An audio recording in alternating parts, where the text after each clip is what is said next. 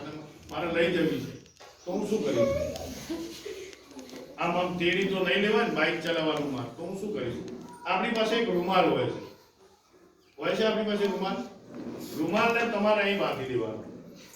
જો આ હું ધારતો તો પટ્ટોય લઈ શકતો, પણ તમને રિયાલિટી સમજો છો ત્યારે આપણી પાસે કશું હોતું નથી.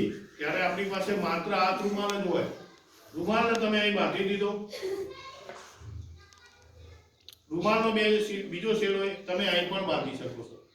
આ ગાજ આવે, ગાજના બે છેડાથી તમે બાંધી અને આમ કરી અને આમ મૂકી શકો.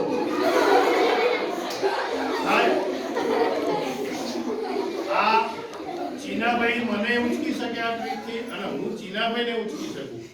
વજન નથી આવતું. વજન મારું આખું ક્યાં આવી ગયું?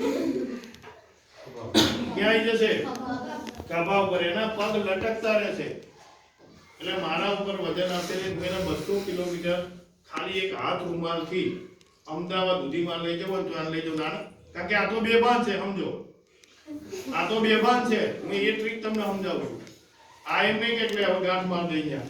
ગાંઠ પણ તમારે મારવાની છે. તમારે એને ઊંચકવાનો છે. બાઇક ઉપર લઈ અને તમારે એને આગળ પણ લઈ જવાનો છે. હવે દાખલા તરીકે એવી ઘટના બની કે ભાઈ કૌશિક તો ગભરાઈ ગયો, અને જ્યારે તમે ગભરાઈ જાવ એટલે પહેલી પરિસ્થિતિ શું થાય છે? તમને ચક્કર આવે. જો આ વસ્તુ સમજજો.